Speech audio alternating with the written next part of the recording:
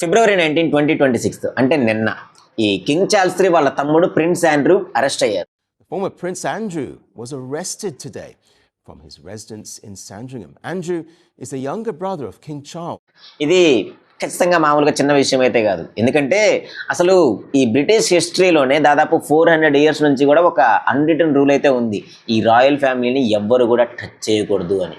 కానీ అది నిన్నటితో బ్రేక్ అయిపోయింది. అండ్ ఇంటర్నెట్లో చాలా కాన్స్పిరసీ థియరీస్ అండ్ రూమర్స్ కూడా స్ప్రెడ్ అవుతున్నాయి. అంటే ఈ ప్రిన్స్ ఆండ్రూ అరెస్ట్ అవ్వడానికి చాలా కారణాలు ఉండొచ్చు అని చెప్పి అనుకుంటున్నారు. అంటే ఇది జస్ట్ కాన్స్పిరసీ థియరీస్ మాత్రమే బయట రన్ అవుతున్నాయి, కానీ యాక్చువల్ ఫ్యాక్ట్ వెరిఫైడ్ ట్రూత్ ఏంటనేది మనం ఈ రోజు కంప్లీట్గా ఈ వీడియోలో చూద్దాం. అసలు నిన్న మార్నింగ్ ఏం జరిగింది అండ్ ఆ బకింగ్హామ్ ప్యాలెస్కి అసలు ఈ పోలీసులు ఎలా ఎంటర్ అయ్యారు, అంటే వితౌట్ ఎనీ ఇన్ఫర్మేషన్ అసలు అంత సైలెంట్గా ఎలా ఎంటర్ అయ్యారు అండ్ ఎందుకు అరెస్ట్ చేశారు, అండ్ మోస్ట్ ఇంపార్టెంట్లీ ఈ కింగ్ చార్ల్స్ III బయటకు వచ్చి రెస్పాండ్ అయిన విధానం ఉంది చూసారా, అసలు ఖచ్చితంగా ఫిదా అయిపోవచ్చు.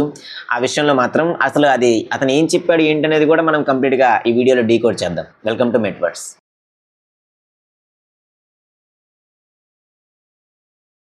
February 19, 2026 Andrew Mountbatten Windsor he is no longer officially a prince now. అంటే తను తన 66th బర్త్డే ఈ శాండ్రింఘమ్ ఎస్టేట్లో సెలబ్రేట్ చేసుకుంటూ ఉన్నారు. నార్త్ ఫ్లాక్లో ఉంటుంది ఇది. మార్నింగ్ ఎగ్జాక్ట్గా 8 o'clock అవుతుంది. ఆ టైంలో 6 అన్మార్క్డ్ పోలీస్ వెహికల్స్ ఈ శాండ్రింఘమ్ ఎస్టేట్కి ఎంటర్ అయ్యాయి.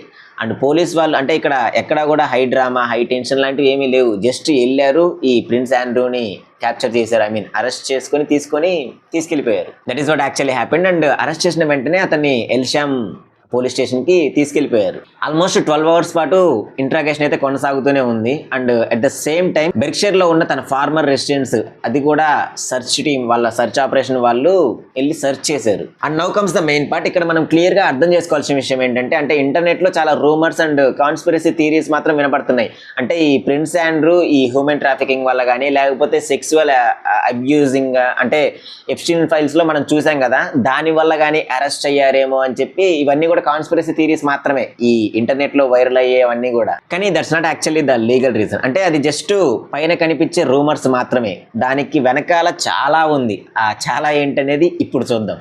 డీప్ గా రీసెర్చ్ చేస్తే తెలిసింది ఏంటంటే అతన్ని అరెస్ట్ చేయడానికి reason misconduct in public office అని చెప్పి, అంటే ఈ ఛార్జ్ మీద అతను అరెస్ట్ చేశారు. 2001 నుంచి 2011 వరకు ఇంటర్నేషనల్ ట్రేడ్ అండ్ ఇన్వెస్ట్మెంట్ లో ఈ యూకేకి స్పెషల్ రిప్రజెంటేటివ్ గా ఈ ఆండ్రూ వర్క్ చేశాడు. ఒక గవర్నమెంట్ స్పెషల్ రిప్రజెంటేటివ్ గా ఈ ఆండ్రూకి మొత్తం టాప్ సీక్రెట్స్ కానీ లేకపోతే ఇంకా కాన్ఫిడెన్షియల్ అంటే యూకేకి సంబంధించినవి కానీ అన్నీ కూడా కాన్ఫిడెన్షియల్ ఇన్ఫర్మేషన్ అంతా కూడా అతనికి యాక్సెస్ ఉంటుంది. January 2026 US department of justice వాళ్ళు ఈ కొత్త ఎప్స్టీన్ ఫైల్స్ అంటే ఈ ఎప్స్టీన్ ఫైల్స్ ఆల్రెడీ ఉన్నవి కాకుండా ఇంకా కొన్ని రిలీజ్ చేశారు. ఆ ఫైల్స్ లో బయటపడ్డది ఏంటంటే ఈ ఆండ్రూ ఈ యూకేకి సంబంధించిన కాన్ఫిడెన్షియల్ విషయాలని అలానే ఏషియన్ కంట్రీస్ వాళ్ళ డాక్యుమెంట్స్ ని వాళ్ళ బ్రీఫింగ్ డాక్యుమెంట్స్ ని ఈ జెఫ్రీ ఎప్స్టీన్ ఉన్నారు కదా అతనికి షేర్ చేశాడు అని చెప్తున్నారు. రిపబ్లిక్ అనే ఒక యాంటీ మొనార్కీ గ్రూప్ వాళ్ళు ఈ డాక్యుమెంట్ ని బేస్ చేసుకొని ఈ థేమ్స్ పోలీస్ వాళ్ళకి కంప్లైంట్ అయితే రైజ్ చేసింది, అంటే కంప్లైంట్ రిజిస్టర్ చేసింది. దాని తర్వాత ఈ పోలీస్ వాళ్ళు మొత్తం అసెస్మెంట్ చేసిన తర్వాత అంటే ఆ డాక్యుమెంట్ ని వెరిఫై చేసిన తర్వాత ఇది బ్రీచ్ జరిగిపోయింది అని చెప్పి వాళ్ళు కూడా రియలైజ్ అయిపోయారు.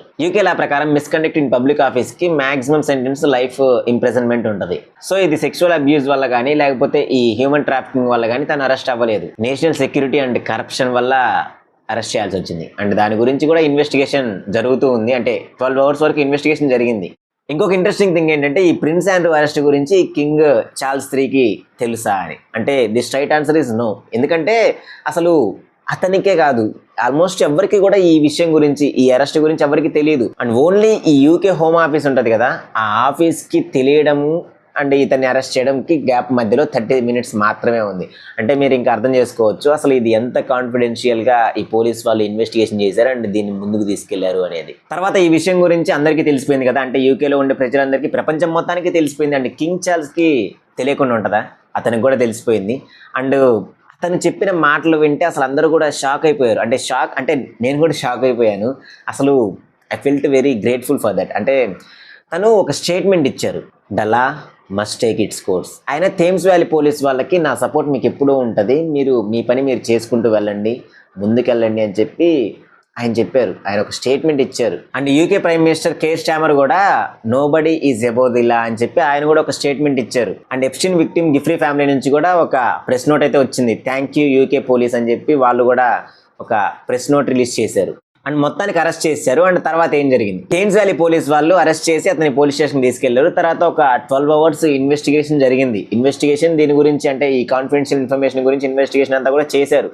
అండ్ దాదాపు 7 o'clock ఆ టైం అప్పుడు అతన్ని రిలీజ్ చేశారు. ఆయన మీద ఇంకా ఛార్జ్ ఫ్రేమ్స్ అయితే ఫైల్ చేయలేదు అండ్ క్లీన్ చిట్ కూడా ఇవ్వలేదు. అంటే అలా ఉందన్నమాట సిచ్యువేషన్ అంతా కూడా. అండ్ ఈ పోలీస్ వాళ్ళు నార్ఫాక్ లో ఉండే శాంతిగామ్ ఎస్టేట్ లో సర్చ్ ఆపరేషన్ కూడా చేశారు. అంటే ఇంకేమైనా ఎవిడెన్స్ దొరుకుతుందేమో అని అక్కడ కూడా చూశారు.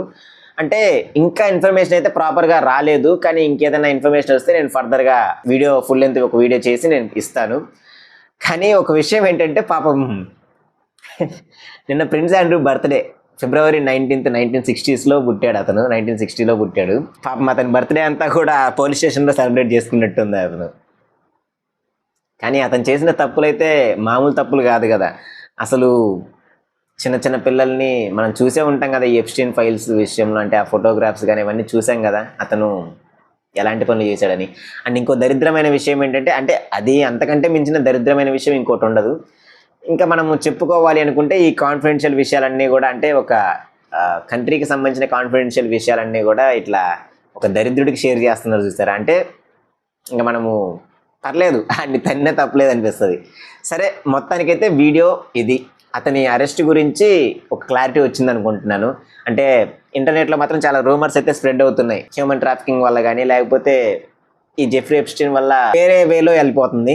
కానీ యాక్చువల్ థింగ్ అయితే ఇది, ఈ కాన్ఫిడెన్షియల్ విషయాలు ఆ జెఫ్రీ ఎప్స్టీన్ అనే యాదవ్కి షేర్ చేశాడు. సో దానివల్ల ఇదంతా జరిగింది. అండ్ ఈ వీడియో కానీ మీకు వర్త్ అనిపిస్తే జస్ట్ ఒక లైక్ చేయండి. అండ్ నాలాంటి చిన్న క్రియేటర్స్ని కూడా సపోర్ట్ చేయాలి అనుకుంటే మాత్రం సబ్స్క్రైబ్ చేసుకొని పక్కన ఉన్న బెల్ ఐకాన్ ఆన్ చేసి పెట్టుకోండి. అండ్ రెగ్యులర్గా మీకు ఎలాంటి అప్డేట్స్ ఉన్నా కానీ సరే నేను ఖచ్చితంగా రెగ్యులర్గా ఒక వీడియో అయితే వస్తుంది మన దగ్గర నుంచి. మన టార్గెట్ ఏం లేదు, ఈ పెద్ద ఛానల్స్ ఉన్నాయి కదా, అంటే 1 million 2-3 millions కూడా ఉన్న వాళ్ళు ఉన్నారు కదా మన తెలుగు కమ్యూనిటీలో, అంటే మన నీష్లో ఈ ఫ్యాక్ట్ బేస్డ్ కమ్యూనిటీలో. వాళ్ళకి మాత్రం తగ్గకుండా మనం కంటెంట్ అనేది ఎగ్జిక్యూట్ చేయాలి అనేది మన అల్టిమేట్ గోల్. సో రెగ్యులర్గా అయితే కనిపిస్తూ ఉంటాను. వాళ్ళు చేసే కంటెంట్ని ఖచ్చితంగా కంపీట్ చేసే విధంగానే మన కంటెంట్ అయితే ఉంటుంది. అంటే కొన్నిసార్లు అప్పుడప్పుడు ఎడిటింగ్కి అటు ఇటుగా అవ్వచ్చు. అంటే నేను ఒక్కనే స్క్రిప్ట్ ఇవన్నీ చూసుకోవాలి కదా, ఎడిటింగ్ ఇవన్నీ కూడా నేనే చూసుకోవాలి కదా. సో ఇదంతా ఉండొచ్చు. అండ్ సబ్స్క్రైబ్ చేసుకోండి, సపోర్ట్ ఇవ్వండి. మనకి టీం వస్తే మనం ఇంకా దుమ్ము లేపేయచ్చు. Thanks for watching. This is Naveen Metla signing of. జై హింద్.